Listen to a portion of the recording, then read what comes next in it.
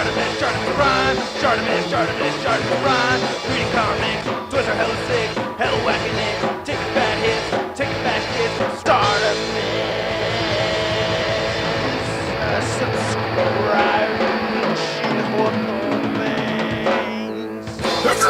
Hey, what's up, you guys? Articulation Prime here doing another DC figure review on the DC superhero Scarecrow figure. Man, I have wanted this figure for a long time. This is from DC Superheroes, not DC Universe Classics. This is a pre-DC Universe Classics figure. I'm really excited to have him. I picked him up at the San Jose Toy Show. 25 bucks. I don't think that was bad at all. And then we have Bane over here. Bane looking okay. I have the DCUC Bane. I didn't want this one. I do want this Killer Croc figure over here. This is pretty cool. Look at that. I still want that Killer Croc. The articulation on these aren't really great from what I hear. This is the first DC Superheroes that I've picked up, but yeah, those are the four from this wave over here. It does come with a comic book, which is pretty cool. The figure looks really cool. I like the packaging on it. Ages 4 and up, as it says right there. Pretty nice, Mattel. So yeah, let's crack this thing open, man. I'm stoked. So here's the figure out of the packaging, and man, he is cool. Look at this guy, man. I actually like it more than most of the DC Universe Classics figures. He has more articulation, and the paint sculpt is really impressive. I like this a lot. As I showed before, he does have a number of accessories. Here's a Batman comic, which apparently is an exclusive to the toy line. I don't really know for sure, but I haven't read it yet, so I don't really know anything about the comic, but he does have this issue that does feature the Scarecrow and Batman. And he also has this Fear Gas bomb, which looks so cool. Look at the paint detailing on this, like the silver paint applications. It has this nice black wash over the brown. It looks great. A lot of sculpted detail here on this little guy. Look at that around the back of the head. That is cool. Looks like it has a little hammer right there. But this is dope. I like it. Now when you open the figure up, it does come attached to his hand with a rubber band around it. It's not really so easy for him to hold it. So even though I like the accessory, I'm most likely not going to have him displayed holding this. But I will have him displayed with this thing. Look at this sickle. Whew. This thing is cool. I love the silver paint applications up here. Look at that. And all the dents and everything. This is cool. I like that. Look at the scratches. On the other side of it, you get more of that stuff.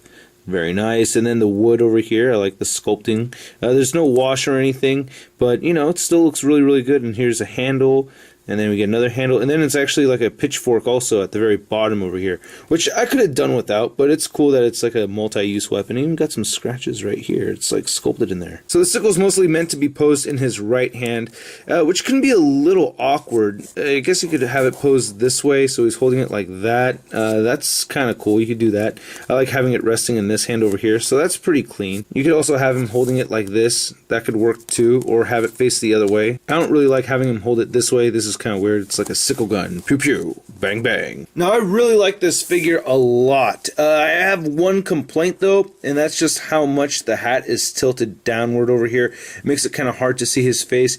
He does have articulation, so you could tilt his head up a little bit more, so that's pretty cool. A lot of nice detail in here. I love how this reminds me of the animated series Scarecrow. This is just nice. I really like this look. This is a Scarecrow how I remember him. I like the paint detail in the creases. I like the stitches on his mouth. Very spooky looking. But yeah, I just wish the hat wasn't pointing down so far. But this is great. I really like it a lot. And the paint sculpt throughout the rest of the figure is just beautiful. Look at that. All these ropes, all these cuts and dents in his clothing. It's just fantastic. I love the paint detail and sculpting on his hands. This hand looks really good too. This is just really nice. I like it a lot, man. I can't emphasize that enough. Look at all those stitches over there. We have that one random blue patch. Looks pretty cool. And his feet look great as well. I like that. He's got those like elf shoes. Nice look at the back of the figure.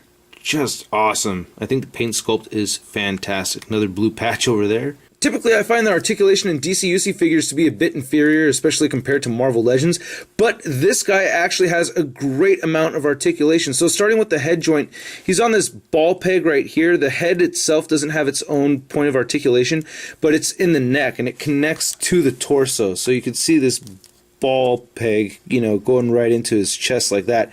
So you can move it down, you can move it forward and get it tilt up so it looks a little bit more even. It can lean back a little bit. It does get a little wobbly though after a while, and you can rotate it side to side like so. He does have shoulders that move outward. They can move forward. He has a bicep swivel over here. He has a single jointed elbow. He has wrists that move side to side. He has two torso joints. He has like this, I don't know, it's like a belly button joint, not quite a diaphragm joint, and he has a waist joint down here too. So that's great. Even though it's not totally necessary, I would have been fine with one or the other. Probably the lower one I would have liked more. He has the gaping DCUC crotch pits, but they're kind of blocked by this part of the material over here, which is, kind of a stiff plastic, but it doesn't feel like it's going to break. You can get his legs to move forward a little bit also. It does get hindered right over here.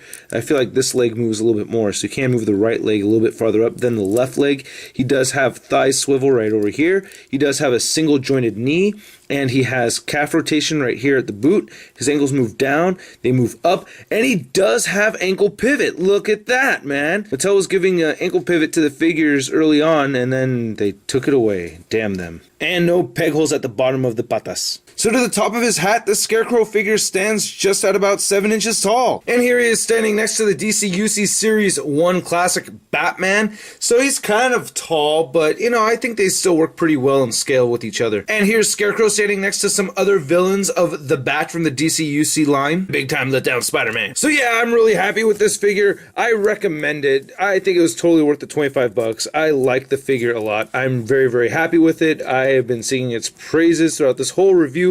I just really am pleased with the figure. I'm happy with the articulation. There's a lot of display options with it. He has ankle pivot, man. It's not the greatest ankle pivot, but man, I just think it's a great figure.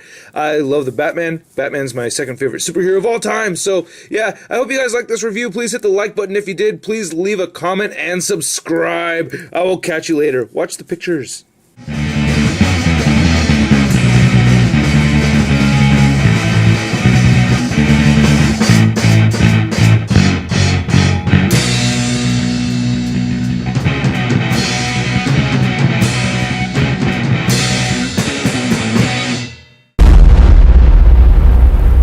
Crispy.